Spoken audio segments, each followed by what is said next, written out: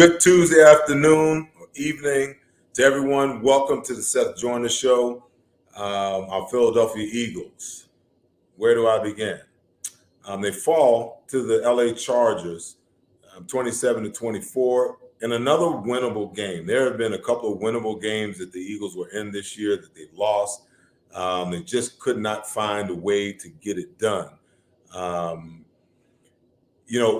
We've established who we are offensively now, that, we made the decision to run the football. And I just want to throw some stats out for you guys early. Over the last two games, the running backs have run the ball 66 times for 258 yards, 3.9 yards per attempt, and 6 touchdowns. Let that settle in. 6 touchdowns, rushing touchdowns by running backs. Now, I extrapolated that out because I wanted you to understand and see that what Jalen Hurts does is a whole different animal, because over the same time span, he's carried the ball 17 times for 133 yards.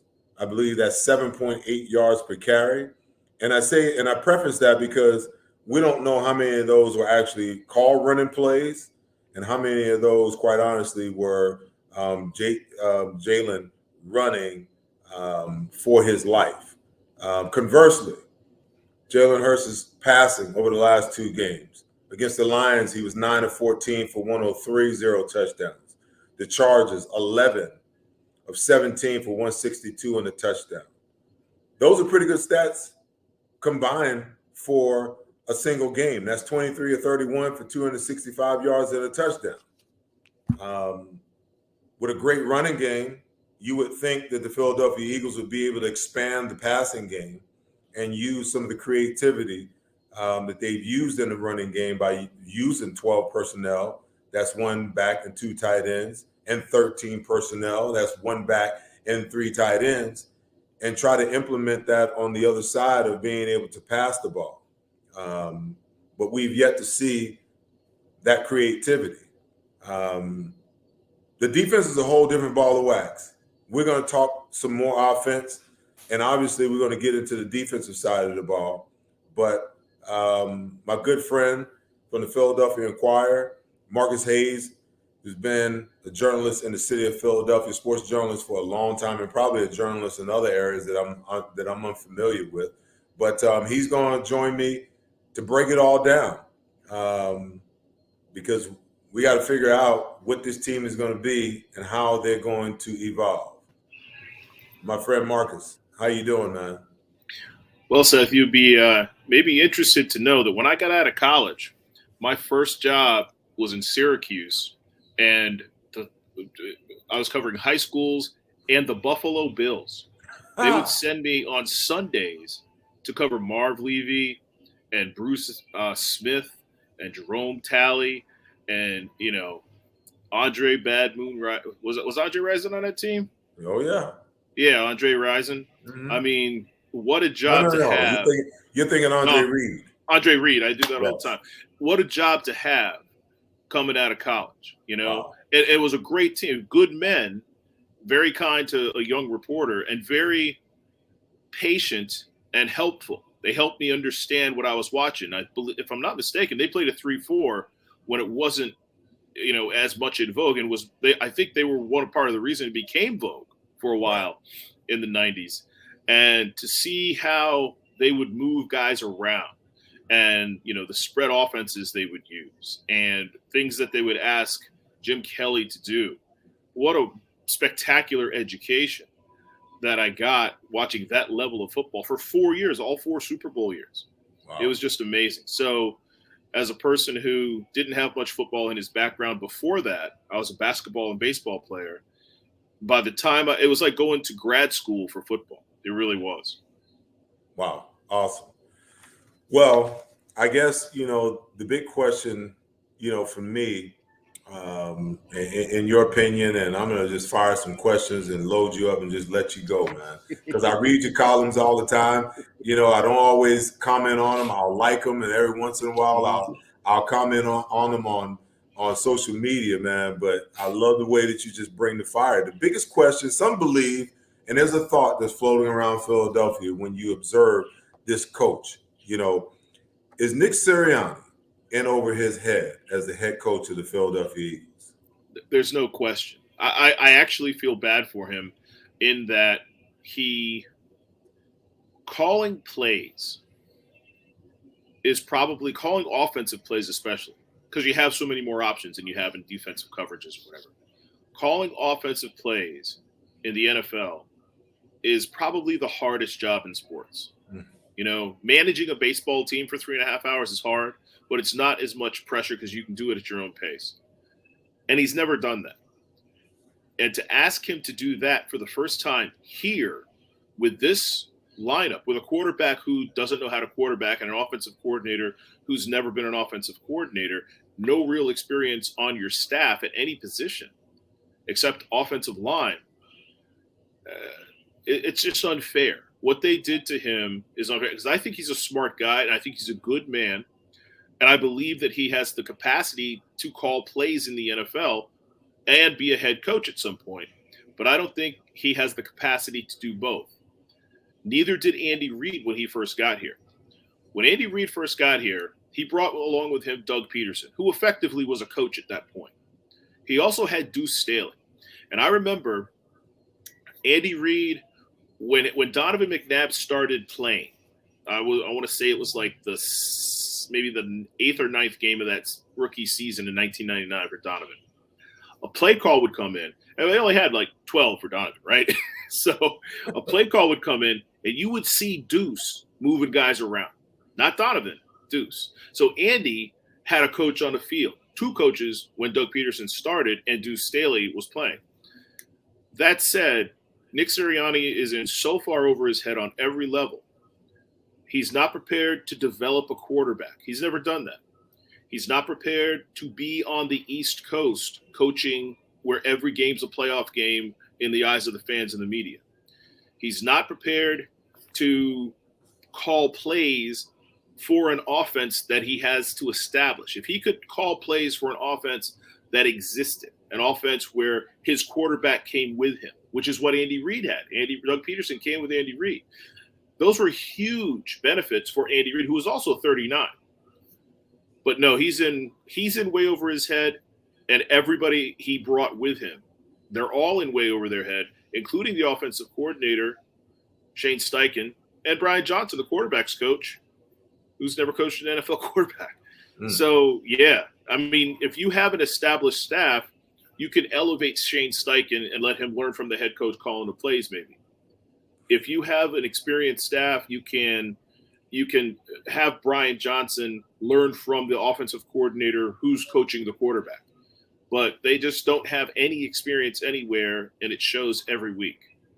So I want to go back to the coaches, all the ones that you named, and talk about them as a whole. But you just said something that struck a nerve. You said they got a quarterback that can't quarterback. That didn't just fly over my head. That resonated with me in a way that, okay, so are the Philadelphia Eagles fans and the media in Philadelphia, are we to believe that Jalen Hurts can't be an NFL level quarterback? Or is his development being hindered and arrested because of the lack of experience in coaching and developing him?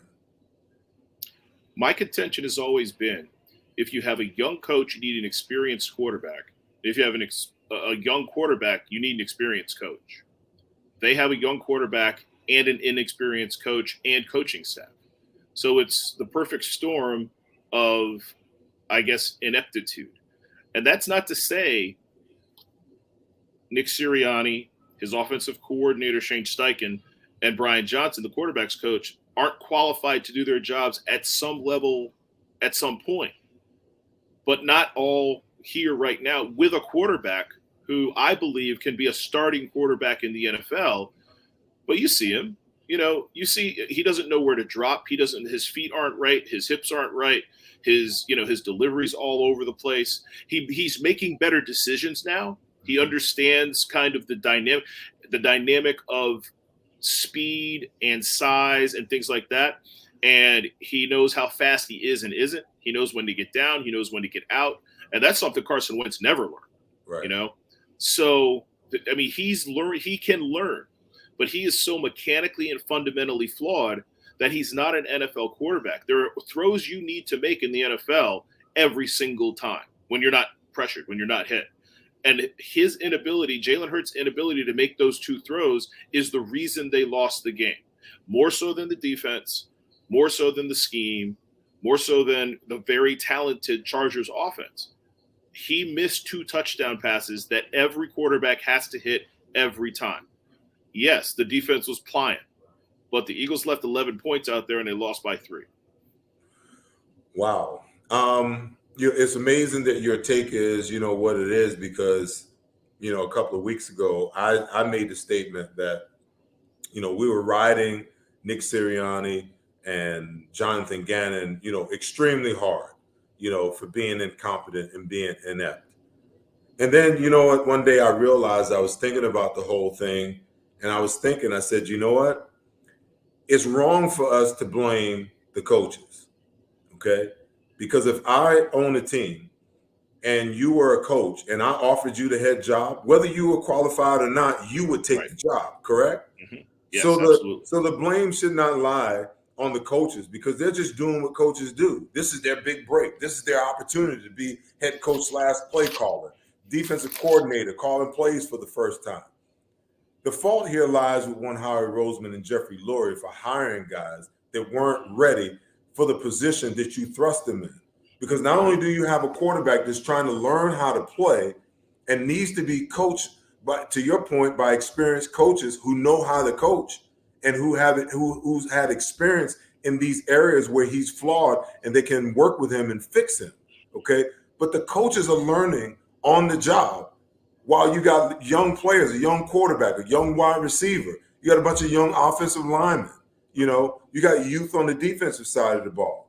So how can you have coaches that are learning on the fly with young players, and more importantly, a young quarterback that's learning on the fly, and we're pointing the blame at the coaches? It's not their fault. It's Jeffrey Lurie and Howie Roseman's fault for making the hire. That's not arguable. That's absolutely right. But at some point, the coaches have to be accountable for not adjusting. Nick Sirianni has adjusted. He saw 2 teams on the schedule that were weak against the run, where he could hide Jalen Hurts a little bit and let him grow a little bit. I mean, Jalen Hurts is a better quarterback right now than he was before he went to Detroit and before Los Angeles came to Philadelphia. He just is, because he's got more snaps under his belt with less pressure. He's seen more fronts. He's had to make decisions. He's understood the throws he can make and can't make, and he's made baby steps. He's a better quarterback because Nick Sirianni understood what he had. It took him too long. And that I will not blame Jeffrey Lurie and Howie Roseman for. When you're a coach, if you're the head coach, if you're the decision maker, you have to be able to adjust, sometimes quarter to quarter, certainly half to half, and absolutely game to game. And Jonathan Gannon still hasn't. They got up on the Lions because they pressured the quarterback. Yeah, it's easy to pressure a bad offensive line and Jared Goff. Well, it's a little harder to keep pressuring Justin Herbert, who's a good quarterback, even though especially the right side of his offensive line was depleted. That said, they did it 8 times. They blitzed 8 times in the first half and held them to 7 points. They blitzed 4 times in the second half and only once in the fourth quarter and gave up 20. He has nothing to lose. I don't know how you consider these linebackers. These flipped linebackers. These 2 guys weren't starting at the beginning of the year. So you've got a new linebacker core out there, and I don't know how you consider the secondary, but I don't consider them very highly. I don't think they're really that good.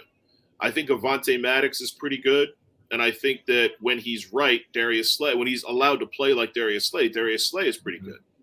If that's the case, you got to show pressure because you have nothing to lose. I mean, you saw Justin Herbert making passes 12, 14, 16 yards down the field like they were dummy, like like they were targets on the trolley. He's good, he's good. But Derek Carr's not that good. They've given up 5 80% games to do 5 different quarterbacks so far. They're on pace to set a record for passing percentage allowed. It's 75%. You don't even need to bring a running back on the plane with this against the Eagles, and they're bad against the run too. But if he's not going to blitz, Fletcher Cox isn't having a great year. Okay, Josh Sweat probably shouldn't be making $40 million. Derek Barnett is apparently afraid of quarterbacks. All right. That said, if he's keeping 5 or 6 in sometimes, and you still can't cover, you got to blitz. You got to bring somebody. There's only 3 guys to cover. You're covering them with 6 guys, maybe 7.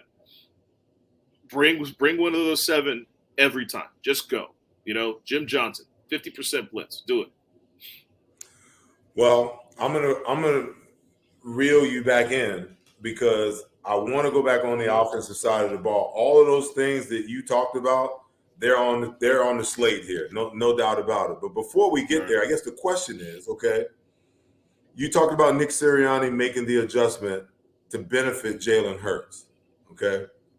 The question that I have, what the heck took so long, okay? That's the first part. I mean, was it him realizing after 8 weeks that Jalen Hurts accounting for 85% of the offense wasn't the smartest thing to do when the quarterback is as young as he is and he's trying to figure out how to play the game, And then the biggest thing for me is, the biggest question, now that you're running the ball, now that you've established that you can run the ball and you're committed to running the ball, 66 running back carries in the last 2 games, okay?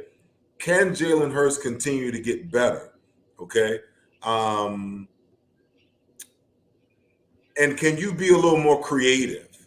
Where's the creative play calling? Okay. When you come out, they came out last game, they had Jalen under center. I think he's a much better quarterback under center than he is in shotgun, where they put him 75% of the time. Okay. So you got him under center. You got 3 tight ends on the field. You got 2 tight ends on the field. You're running the ball down people's throat, okay? But when you want to throw the ball, you go back to shotgun, okay? Where's the offensive coordination? Where are the pass plays off of their 13 personnel? Where's the pass plays off of their 12 personnel? I don't see it. And I don't understand why. See, now that you're running the ball, you give the quarterback an advantage because now you can go play action pass off of these multiple sets, and you give your quarterback an opportunity to buy time because you've been gashing the defense. Now they got to respect the fact that you're running the ball and making yards at such a high clip. Your bootlegs and your play action pass off 13, and you get Dallas Goedert one-on-one up the field because they were running it so effectively. They were playing 8-9 guys in the box to try to stop the run the last game, but they had no passing off of those plays. Every single time that they wanted to pass the ball, they got back in the shotgun, which sent the message to the defense, hey, we're going to pass the ball. Well, and the play action worked, especially for Devontae. The play action worked, but it worked because you didn't see linebackers and safeties biting. You saw them hesitate, but they were still in coverage. The play action worked because Devontae Smith is really good. Mm-hmm. He's a good player, and Jalen and he have a good connection.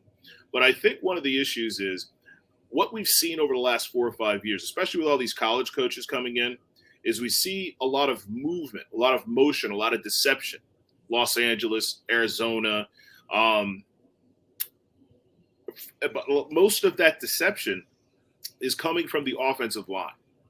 Now, I'm not going to make any excuses because I think if your best coach is your offensive line coach, and theirs has been since 2013, Jeff Stoutland's their best coach, you should ask everything you can of him. So if that's the trend, if that's the Nick Sirianni way, if he's going to follow that trend and be more creative that way and get guys wide open, because that's what all these offensive coordinators want now. They want 5 to 8 yards on every play guaranteed, or else they think the play has failed, which I don't think is true. So to answer your question, I think he doesn't have faith that his offensive line can handle the assignments associated with more complex. They can't handle an RPO. The illegal man downfield is the RPO that they were running earlier he admitted he took it out because he couldn't get his offensive linemen disciplined enough to turn their head and see what the quarterback was doing after the second step. So I think the answer to your question, and I don't agree with his philosophy, is that my offensive line isn't cohesive enough. It hasn't played enough together. And I have effectively a rookie at left tackle, a true rookie at left guard, and two relative rookies at right guard, depending on which guy plays. So 60% of my offensive line hasn't been in the situations that they need to be in for me to trust them.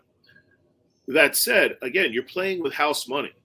I would much rather see them be creative and fail than be conservative and never give themselves a chance. Well, listen, I don't buy the RPO doesn't work because the offensive line, gets too far down the field. That's a quarterback issue, because one of the problems that I have with Jalen is that he doesn't throw the ball with any kind of timing or rhythm. Okay. If the minute that you're reading in that RPO, those guys are downfield because he's waiting too long to throw the ball. Okay. If you've made up your mind and you've got the read that either that linebacker or that safety in the box is sucked up and you're going to throw the ball, then that ball has to come out right now. You don't have time to wait for that guy to get open. You have to anticipate that throw. Now that cuts that one or two step off where the offensive lineman actually gets down the field. The second thing is, okay, you're running the ball, you're gashing teams, okay? You line up with Quez Watkins in 13 personnel as the sole wide receiver on the field. He's lined up in man-to-man coverage, and you've got a safety, single safety in the hole, okay? Everybody else is crowding the line of scrimmage, and you're still getting 4, 5, 6 yards of carry. You mean to tell me that you can't go play action pass off of one of those runs and target Quez Watkins? He can run a post, and it's going to be wide open.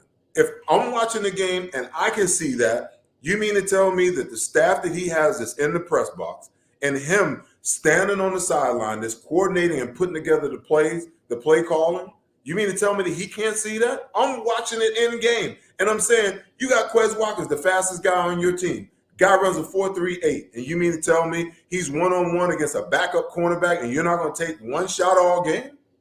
Or do you trust your quarterback to make the throw? Listen, that's the thing for me. I mean, I think that they think we can't do these things. I don't agree with that. You're 3-5, 3-6. You have nothing. This is when you get your experience. You can't tell a guy you did this wrong if you never give him a chance to do it wrong. So as successful as they've been with Jalen the last 2 weeks against two poor run defenses and two relatively poor defenses in general, the winless team and the 32nd ranked run defense in the league, they have to give him more opportunities, like you said, especially when he's under center.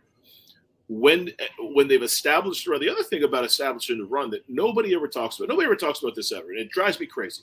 The number one job of every coach, okay, more than scheme, more than preparation, is managing your players' fatigue. You have to understand when they come out, when they need to come out, when they go back in. If you are trying to stop the run for 17, 18 minutes in the first half, especially with, a guy like, Jordan Howard, that tires out that front seven. Mm-hmm.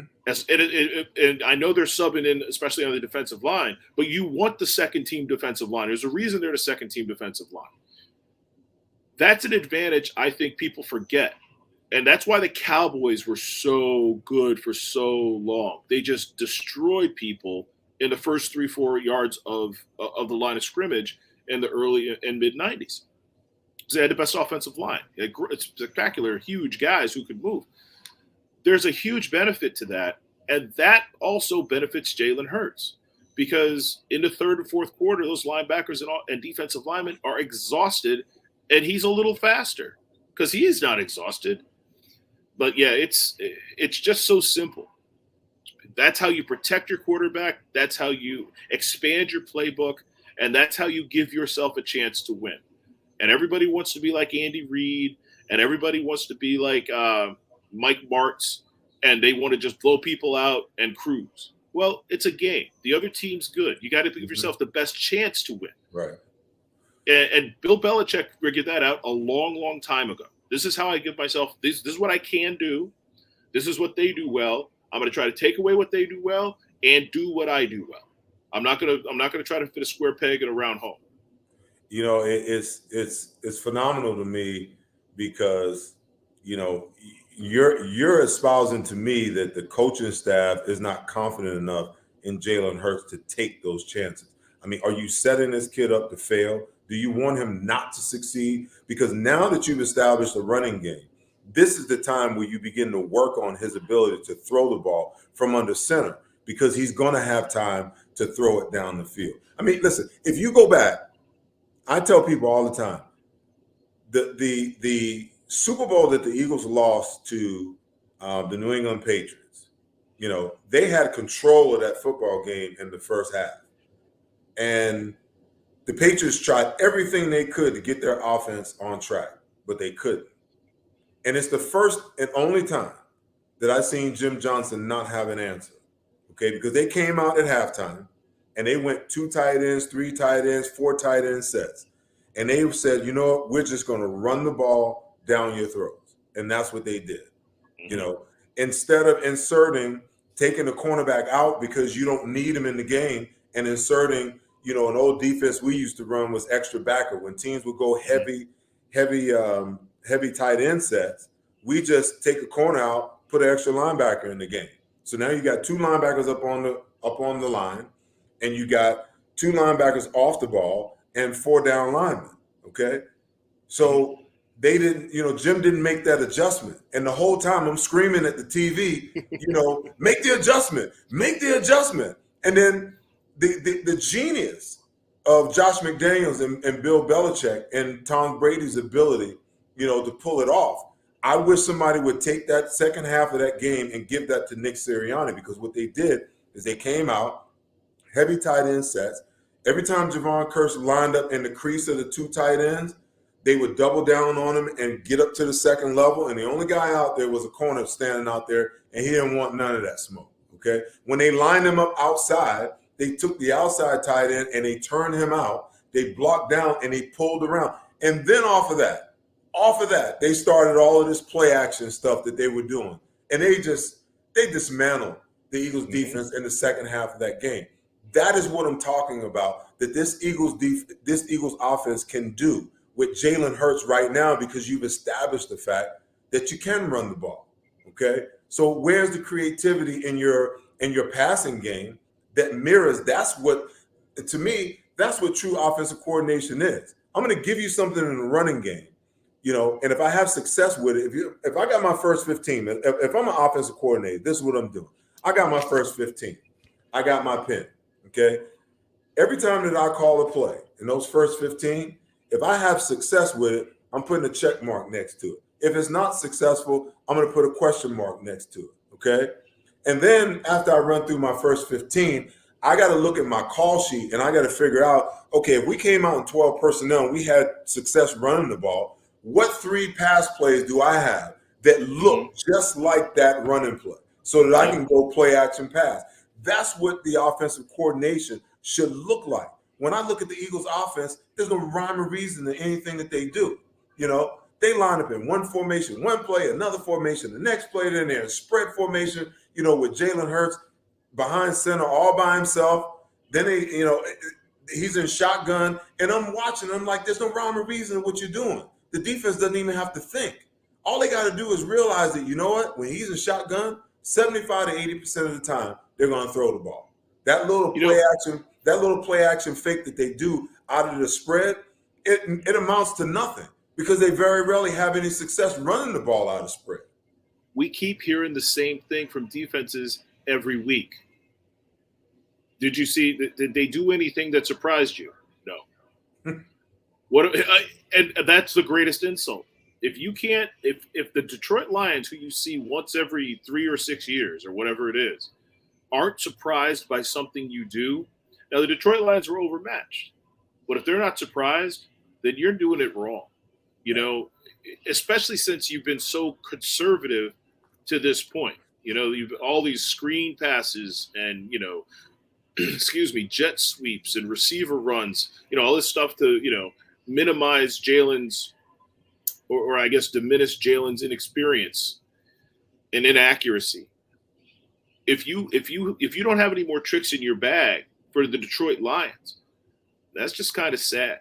And it's like they're afraid to fail, and I guess when you're insecure in life as in sports, you could be afraid to fail. And that explains Gannon to me, and that explains Sirianni to me. I mean, they are absolutely terrified of turning the ball over. I would much rather see Jalen Hurts I'd much rather see him with 8 interceptions.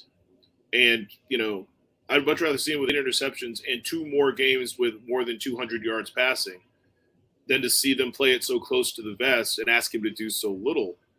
Because this is about, if you're going to start him and trade Joe Flacco, then it's only about Jalen Hurts. Right. So make it about Jalen Hurts.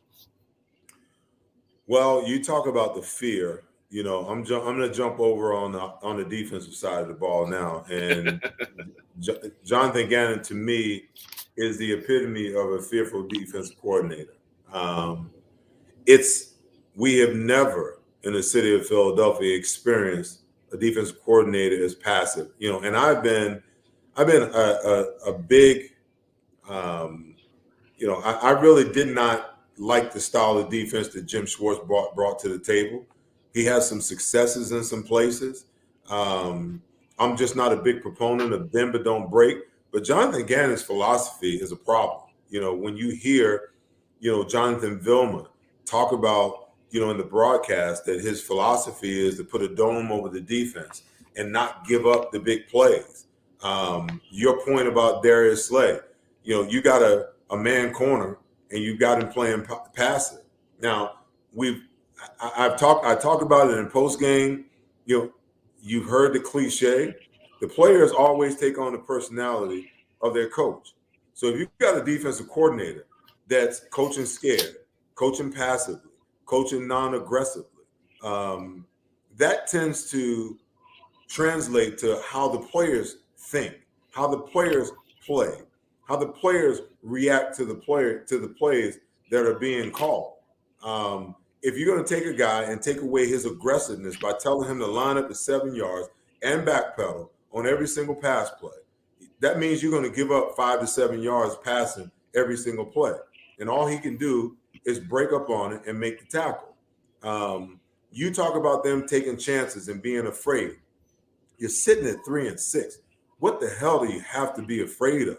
Okay, there is no such thing as failing because you're either succeeding or you're learning. So if you're failing in the process and you're already 3-6, what do you have to lose? Throw caution to the wind. The biggest problem that I see, with Jonathan Gannon is that I don't think that he really has much in his bag. He talked a good game during the preseason about what they had. They talked about, confusing the quarterback and trying to pressure the quarterback and put the quarterback under distress. And listen, it's been tough for him because, you see 2 sides of Nick Sirianni dealing with him within the last 2 weeks. He chastised him publicly, 2 weeks ago. And then just yesterday he came out defending him, It's all on me. Yeah, I mean, well, people don't pay attention to these kinds of things. Right. You're a writer. You understand what you're hearing. I'm an ex-player, who understands coach speak and what's going on. But Nick Sirianni goes on WIP yesterday and says, hey, we played middle field open. We played cover 2. We played, third at a time. This is what we did. And then he told the biggest lie of all. He said, we pressured 20 times. We did mix it up. And I looked at him, I said, if you pressured, if Jonathan Gannon 20 times. 20 pressures, if he called 20 pressures, I'm a monkey's uncle, okay? And Yeah. I haven't even gotten through, my rewatch of the game to do my breakdown. There's no way in hell he pressured 20 times. So now you got a situation where the head coach has excoriated the offensive coordinator one week. Then he comes back the next week, and now he's trying to protect it, And to be honest with you, there's really no protecting Jonathan Gannon and where he is right now. Because if the eye in the sky don't lie as far as the players and how we evaluate them and how they play and what we see, then conversely, the eye in the sky doesn't lie about that crap that he calls week in and week out, putting these players in position to essentially fail. Look, man, I was shaving when he said that, and I almost cut myself. I was right here on my chin, and because I had watched it, right? By the time he said that, I had watched it. I watch it when I get home because I can't sleep right after even late games. I can't sleep. 12. 8 in the first half, 3 in the third quarter, 1 in the fourth. It was 12, which was good. You don't have to lie. 12, that's, what, 20%, 18%? They're only averaging 15%. That's an improvement. And you did it against a good quarterback who is, 28th in the league against the blitz. So you did the right thing. And, okay, you got a little gun shy as the game went on, and he started beating it a little bit. Okay, fine. But you don't have to lie and say it was 20 when it was 12. It's like, at what point can you believe them if they're going to lie about stuff they don't need to lie about? Like if it was 4 and he said it was 20, and then they said, we had to call it off, or this guy didn't get the call, whatever, then that's worth lying about. But it's not worth lying about from 12 because 12 is good. 20 would be great, and 20 is what you need against Justin Herbert and that offense, with those big receivers and that big tight end. But there's no reason to lie. I mean, this defense reminds me. I was very frustrated. Do you remember the Dream Team with Dominique Rodgers-Cromartie and Nnamdi Asomugha? And they had Asante Samuel, and they thought they were just going to lock people up. And I remember somebody telling me in training camp, it might have been another writer, but it might have been one of the national writers that travels around to every training camp. And they looked at me and they said, well, why would you go get 2 man-to-man press receivers and put them with Asante Samuel, who's a zone cover guy who breaks on balls and gets picks? And I said, I hadn't thought about that. And again, they tailored the defense to match Asante Samuel's strengths, not those of Nnamdi Asomugha, who was declining, and Dominique Rodgers-Cromartie, who was fine. And they moved Dominique Rodgers-Cromartie inside. I mean, he's a 4-4 guy, 4-3 guy playing inside, and he doesn't have the hips to play inside. He's not built to play inside. But that's what I see here. And don't get me wrong. After Fletcher Cox and Javon Hargrave, the talent level isn't the same, and I think Slay's good too. But they're being misused. They could be average. If they were average and the offense ran the ball, they'd have a chance at 10 or 11 wins this season. They should have at least one more, if not 2. Right.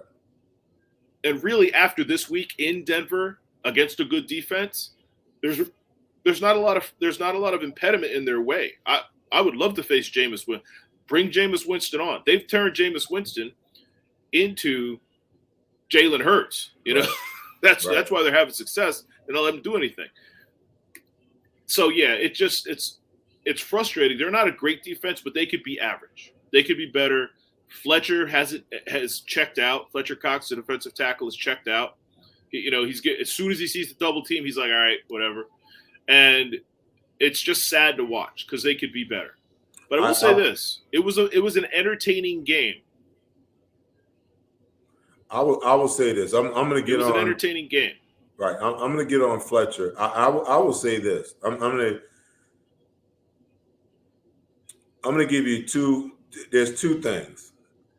I think that there's a little bit of chink in the confidence of Nick Sirianni about whether Jonathan Gannon can actually get the job done or not. I think that you can read into that between, publicly chastising him and then coming back this week and defending him because he knew that he was going to get roasted in the media. The other thing is the other you talked about those 3 cornerbacks that they brought in. That is an inability to evaluate talent and understand in the free agent market which guys fit the system that you really want to run. Okay.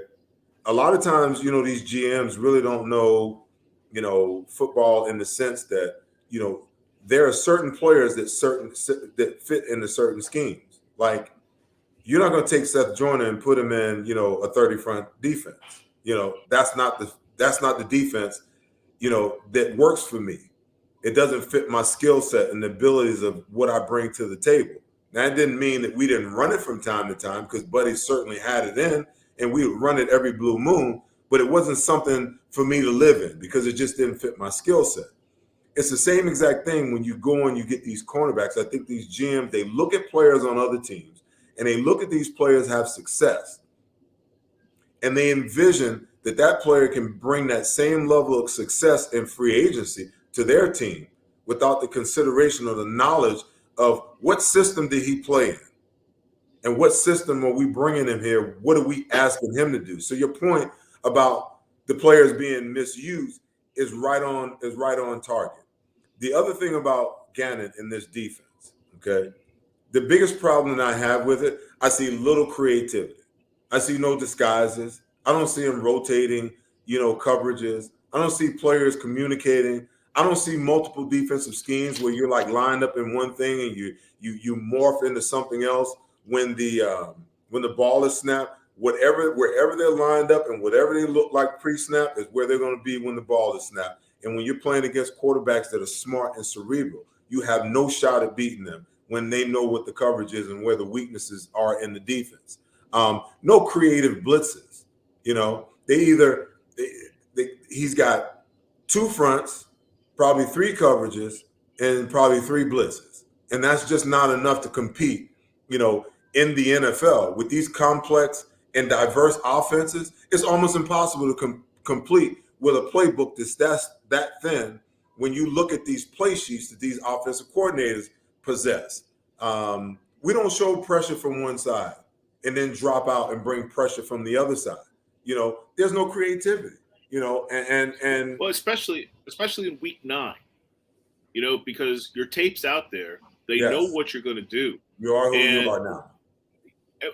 But that's the thing. I mean, elite defensive coaches, you never know what they're going to do. They may only do, say they have 5 blitzes. They may only have 5 different blitzes, but they'll give you they'll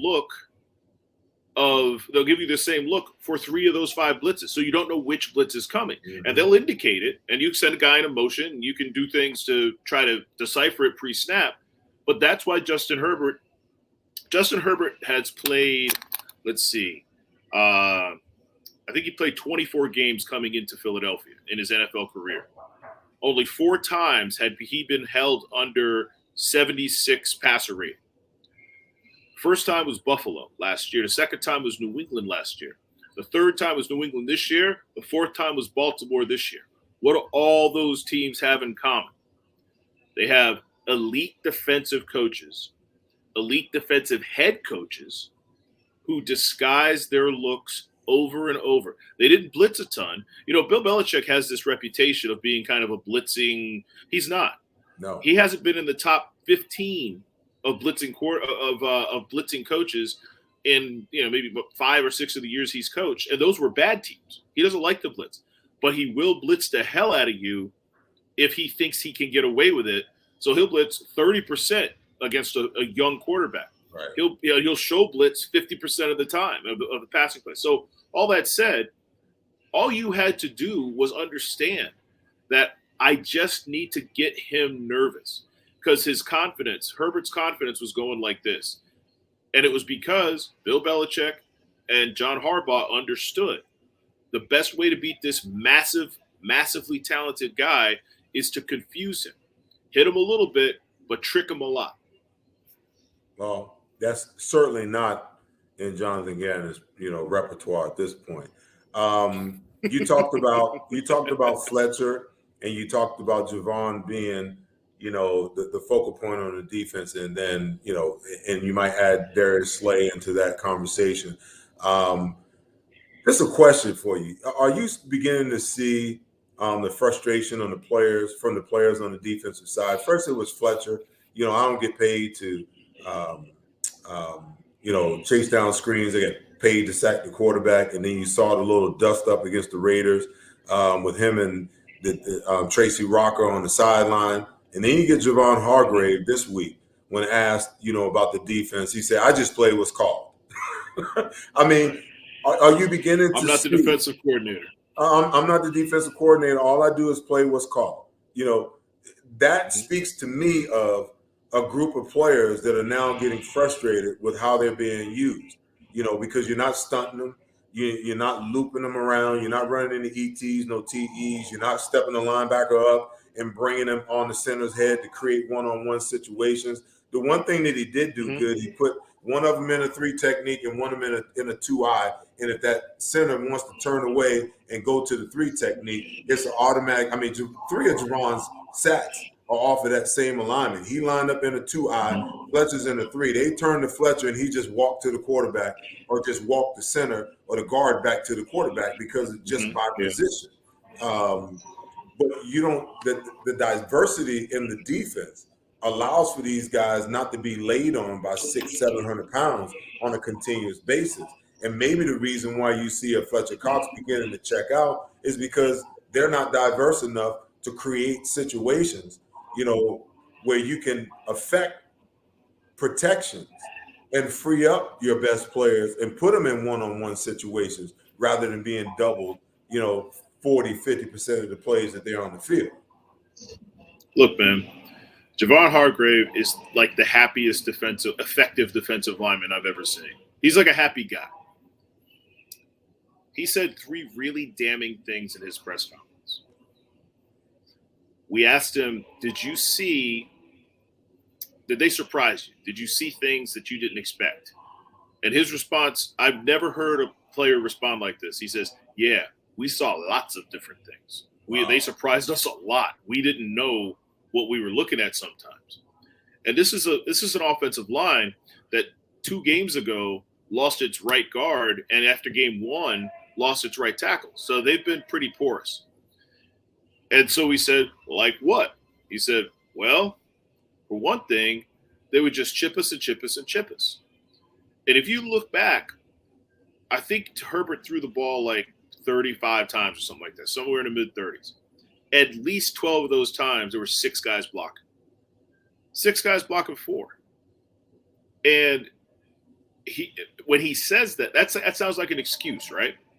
When he says that, it's not an excuse to me. It's a criticism of the defensive coordinator, because if you've got 5 guys or 6 guys in, a tight end and a running back staying in, that tells me that there's only 3 guys in the pattern. So when that happens, your linebacker at least has to have an option to go. Right. He can find a gap and go, or a safety or a corner or whoever isn't being occupied at that point. And I know they're young. Their linebackers are young. But Davion Taylor, if he could run, what's he, a 4.5 guy at a linebacker, former sprinter, get him up that gap. Go. Back in the day, the first bend but don't break philosophy that we heard was from Ray Rhodes and Emmitt Smith in the mid-90s, right? But that was fine because they had 2 Pro Bowlers at cornerback and Brian Dawkins playing safety. And even before Dawkins kind of took things over, Mike Zordich just blitzed all the time. Romanowski would blitz. They would bring pressure up, I'd say probably, a third to a half the time it was 3rd and middle or 3rd and long. But we just never seen, I've been here for 26 years. I watched you guys play because you're on TV all the time. I have never, in 40 years, I haven't seen an Eagles defense this passive and this scared of failing, this scared of being beat. So many things have to happen right in order for you to get beat deep. Your guy has to get beat. The pass has to be good. The guy has to make the catch. And, he has to get in the end zone. That's like the killer. It's hard to do. Right. Make it hard for them to do. So I don't know. But when Javon Hargrave said those three things at once, to your point, that speaks to me of frustration. Well, you brought up the linebackers, and I want to end, with the linebackers. And of course, my biggest question is what the heck took so long for you to make the move, A, to release Eric Wilson, Right. because that was a massive mistake, and B, to demote Alex Singleton. Now, you got TJ Edwards. TJ Edwards is playing like he realizes that he has an opportunity to lock up a starting linebacker position. The kid's started for the last 2 weeks. He's at 10 plus tackles each week. He's played with more speed and more aggression than I've seen him play with since he's been here. Davion Taylor has looked good. But the problem with Davion is that he's raw. He's just raw talent. He's a better tackler than Alex Singleton, but he's just got to learn how to play the linebacker position. When I watch him, there are times when he's not sure what the heck he's even looking at. And when I look at these linebackers, I think the biggest problem is, especially in the running game. And I just want to go back 1 second, I digress for a second. You were talking about how when they keep 6 people in, that Javon was talking about, that's assuming that you're in a little bit more man-to-man coverage, because our defense always, we lived off of, if I've got the running back and that running back blocks and he helps in protection, I'll hug up right now. Okay. And whoever he's helping on, all I got to do is say gone, and he's just going to grab him and hold him, because sometimes they'll try to sneak out. The problem is they don't play a lot of man-to-man coverage, underneath with the tight ends, with the linebacker, so the ability to hug up, they play so much zone, and the guys just get back in their zones, and they're looking at the quarterback. They're looking at the quarterback, and and there are routes that are being run in front of them, behind them, right beside them, So so when you drop, if you're not scanning, like I can, if I drop into my zone, if I drop into the hook and I'm just scanning, I can still see the quarterback. I don't have to lock onto the quarterback. I need to see who's leaving and understand who might be coming. So now I can kind of anticipate where he's going to throw the ball. The other thing is, you talk about the linebackers in the run game. The reason why teams are double teaming our tackles is because our linebackers are looking in the backfield and they're not seeing the blocking scheme. They've got to come downhill and take the double team off. If they take them off, now the tackles can play their gaps, okay, and they can get in their gaps. Now you create a wall across, the front of your defense. But there's times where, you got 600 pounds running Javon or Fletcher 5-6 yards off the ball. By the time the linebackers react, the guard or the center or the tackle is already up on the second level. So yeah, they're making tackles, but they're making tackles 5, 6, 7 yards down the field. What I'm seeing with these young linebackers that they've inserted, that's taken them 8 weeks to figure out that you needed to make this move, is that they're willing to come downhill and play the run. Now, they might not be all that much better from a pass standpoint. We don't ask them to play man-to-man a whole lot. But when they drop, they got no clue what's going on around them. No clue. No clue. You asked the question. That's coaching. You asked the question. What took him so long? Eric Wilson, right? 2 words. And you hit on this at the beginning of the show. Howie's ego. Howie Roseman signed Eric Wilson and said he's going to be the salvation. I'm going to show everybody I didn't need to draft a linebacker. I didn't need to sign a big-time linebacker or trade for one. It's my ego. So Eric Wilson gets to effectively start for 4 weeks and to get phased out for 4 weeks and then get cut. But it's the same issue. It's why J.J. Arcega-Whiteside's on the roster. Howie's ego. He can't admit that was such a bad pick that J.J. doesn't help. Jalen Rigger's still playing over Greg Ward. Your leading receiver, your best receiver the last 2 years. It wasn't great, but your best receiver the last 2 years was Greg Ward. And he can't get on the field now. I mean, I just don't understand. Look, Jalen Reagor has had his chances, and he's made his mistakes. And if he's a one-trick pony, let him do that one trick. But give Jalen Hurts an option with a guy who knows what he's doing. And I'm not saying Greg Ward's going to be in the league 10 years from now, but he belongs in the league now. And again, but it all goes back to Howie saying, I made these picks. This wide receiver, and I signed this linebacker. And if they don't produce, that means I'm wrong. And you can't manage your business that way. Any business. You can't say, hey, I have other options, but I'm not going to use them because it makes me look bad. That makes you look worse. Wow. Well, my friend, I'm going to let you run, man. I know you're at the Sixers game, and you got work to do. Listen, as always, I tell my guests every week, our most precious commodity is our time. I thank you for spending the last hour with me talking football. I could go on for the next hour, but I know you got things to do. I got things to do. And thank you, man. I appreciate it. I really do. Good stuff. Every time we talk, it's an education for me. Thank you. Awesome. All right. Awesome. Well, that's the show, guys.